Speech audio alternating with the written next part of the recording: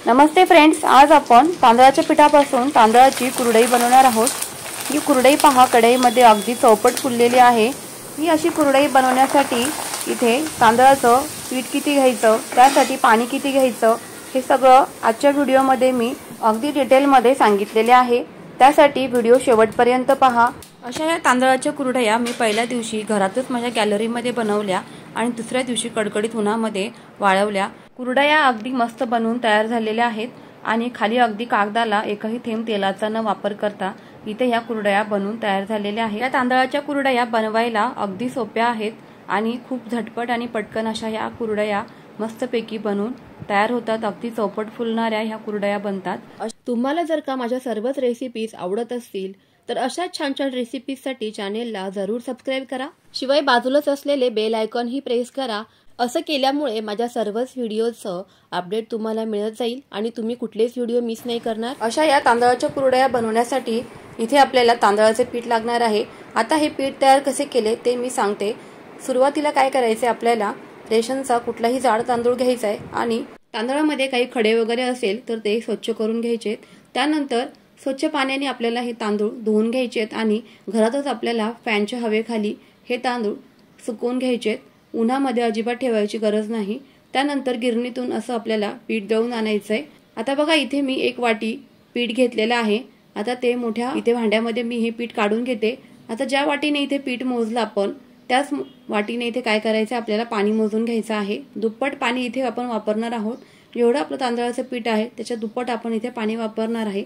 तर तुम्ही इथे जर तुमच्याकडे एखादं पातेलं असेल तर ते पातेलं फिक्स करा आणि त्याच पातेल्याने तुम्हाला इथे 2 पातेले मोजून पाणी घ्यायचंय। जर तुम्ही 1 पातेलं पीठ घेतलं असेल तर तुम्हाला इथे 2 पातेले पाणी घ्यायचंय। 1 वाटी तांदळाच्या पिठासाठी इथे मी 1.5 चमचा मीठ घातलंय आणि अर्धा चमचा इथे आपल्याला पापडखार घालायचंय। पापडखार घातल्यामुळे आपले पापड छान असे हलके फुलके बनून तयार होतात। आता हे पाणी आपल्याला गरम करून घ्यायचे, हलकंसं, जास्त गरम पण नाही करायचं। त्यानंतर आपण जे पीठ मोजून घेतलेलं ते पीठ हळूहळू या पाण्यामध्ये सोडायचंय।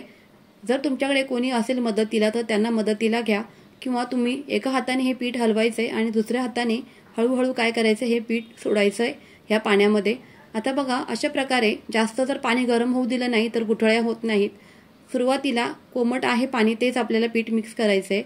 त्यामुळे काय होईल की आपल्या ज्या पिठाच्या गुठळ्या होणार नाहीत आणि आपलं सुटसुटीत असं हे पीठ बनून तयार होईल।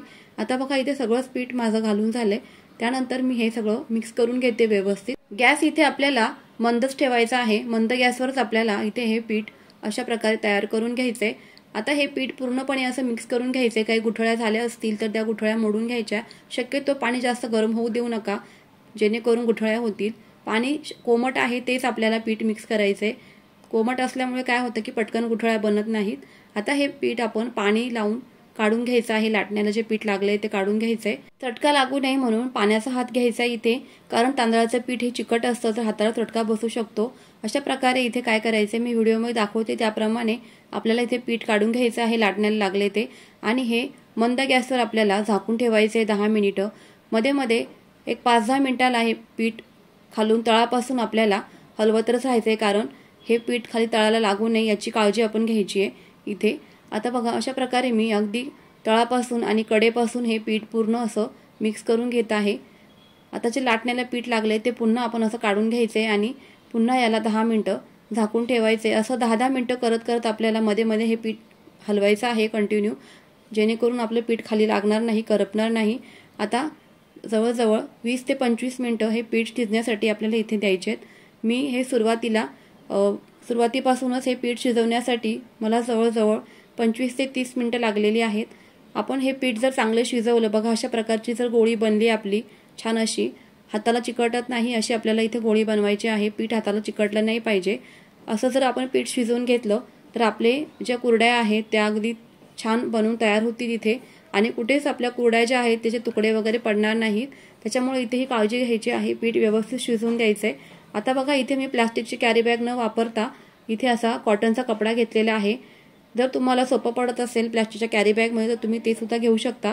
इथे मी असा कॉटनचा कपडा घेतलेला आहे ओला करून आणि या ओल्या कपड्यामध्ये आपण आता सगळं पीठ काढून घेतलेलं आहे। हे काढून घेतलेलं पीठ मस्त असं मऊसूत करून घ्यायचंय। गुठळ्या वगैरे झाल्या असतील काही पिठामध्ये तर त्या पूर्णपणे मोडून घ्यायच्यात आणि पूर्ण असं हे एकजीव आपल्याला पीठ मळून घ्यायचं आहे। जवळजवळ 10 मिनिटं आपल्याला हे पीठ मळून घ्यायचं आहे, जेणेकरून आपल्या कुरडया मऊसूत बनून तयार होतील। अशा प्रकारे जर तुमच्या हाताला चटके बसत असतील तर इथे नॅपकिनचा वापर करायचा आहे। नॅपकिनचा वापर केला तर हाताला चटके बसणार नाहीत। आणि तो जो कपडा घेतला आपण पीठ मळण्यासाठी तर तो सुद्धा ओला आहे, त्यामुळे काय होईल की आपलं जे पीठ आहे ना ते चिकटणार नाही अजिबात त्या कपड्याला। तर अशा प्रकारे नॅपकिनचा हात घेऊन काय करायचं आपल्याला हे छान असं पीठ मऊसूद असं मळून घ्यायचंय। मी व्हिडिओमध्ये दाखवते त्याप्रमाणे आपल्याला इथे पीठ मळूनच घ्यायचंय। अशा नॅपकिनचा वापर करायचा, मग हाताला चटके बसत नाही। सगळ्या बाजूने एकजीव करून आपल्याला हे पीठ मळूनच घ्यायचंय। इथे मी पीठ मळूनच घेत आहे, आणखी 10 मिनिटं हे पीठ मी मळूनच घेते। त्यानंतर बघा आता आपल्याला हे पीठ झाकून ठेवायचंय। आता इथे बघा सोऱ्यामध्ये जे अशा प्लेट्स असतात ना, काही बारीक असते, मीडियम असते आणि खूप जास्त मोठी असते। तर आता इथे आपण मीडियम जी आहे ना ती प्लेट वापरणार आहे। खूप जास्त छोटी पण नाही आणि खूप जास्त मोठी पण नाही, मीडियम आकाराची आपण इथे प्लेट वापरणार आहे। सोऱ्याला असं ही प्लेट लावून घ्यायची आहे आणि त्याच्यामध्ये असं चमच्याच्या साहाय्याने पीठ भरून घ्यायचे, जेणेकरून हाताला चटके बसणार नाही किंवा हाताला पीठ चिकटणार नाही, म्हणून चमच्याने पीठ भरायचे। आणि कागदाला जराही तेलाचा थेंब लावायचा नाही आणि सोऱ्याला सुद्धा इथे तेल लावायचं नाही। बघा किती छान आपली मस्त पांढरी शुभ्र इथे कुरडई बनून तयार झालेली आहे। अगदीच कुठे तुटली नाही किंवा मस्त आपली इथे कुरडई इथे बनून झालेली आहे। तुम्ही बघू शकता एकदम पांढरी शुभ्र अशी कुरडई इथे बनून तयार झाली आहे। अशा प्रकारे काय करायचं, ह्या सोऱ्याने गोल गोल करत आपल्याला इथे गोलाकार या कुरडया मस्त अशा बनवून घ्यायच्यात। आपण इथे जे प्रमाण घेतलं होतं म्हणजे 1 वाटी आपण तांदळाचं पीठ घेतलं होतं, तर तेवढ्या पिठामध्ये बरोबर 30 कुरडया इथे बनवून झालेल्या आहेत। तर तुम्ही त्याप्रमाणे तुमचं प्रमाण कमी जास्त करायचंय आणि त्याप्रमाणे इथे तांदळाच्या पिठाच्या ह्या कुरडया बनवायच्या आहेत। अगदी तांदूळ भिजवायची गरज नाही किंवा चीक वगैरे काढायची इथे आवश्यकता नाही। खूप सोप्या पद्धतीने इथे आपण ह्या कुरडया बनवू शकतो। अगदी सहज नवशिक्या मुली सुद्धा ह्या कुरडया बनवू शकतील, असं सोपं प्रमाण आणि एकदम सोपी पद्धत मी आजच्या ह्या कुरडया बनवण्यासाठी सांगितलेलं आहे। सुरुवातीला काय करायचंय की पीठ चांगलं आपल्याला शिजवूनच द्यायचंय। चांगलं पीठ जर आपण शिजवून घेतलं तर कुठेच अडचण येत नाही। तर ही स्टेप तुम्ही नक्की फॉलो करा आणि मस्त अशा ह्या पांढऱ्या शुभ्र कुरडया बनवा। पहिल्या दिवशी तर मी या कुरडया घरातच गॅलरीमध्ये बनवल्या आणि फॅन खाली सुकवल्या।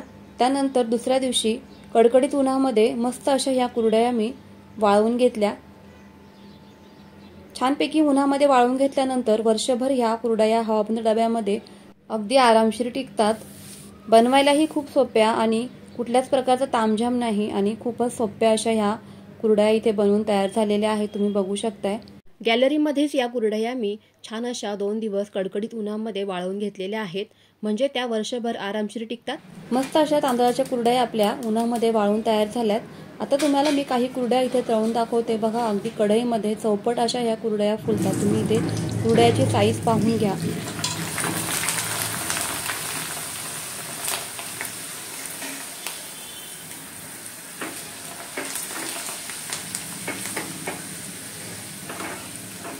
अगदी गव्हाच्या कुरडयासारख्या मस्त अशा ह्या तांदळाच्या कुरडया सुद्धा बनवून तयार होतात आणि चवीला देखील खूप चविष्ट लागतात।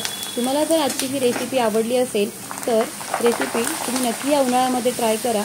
आणि ज्या माझ्या बऱ्याच मैत्रिणींना ऑफिसला जाण्यामुळे किंवा घरातील कामामुळे गव्हाची कुरडई बनवण्यासाठी वेळ मिळत नाही, तर त्यांच्यासाठी ही खास रेसिपी आहे। चौपट फुलणाऱ्या या तांदळाच्या कुरडईची रेसिपी जर का तुम्हाला आवडली असेल तर तुमच्या फ्रेंड्स आणि फॅमिलीसोबत जास्तीत जास्त शेअर नक्की करा, म्हणजे त्यांनाही अशा रेसिपी बनवता येतील। चला तर पुन्हा भेटूया, तोपर्यंत बाय बाय।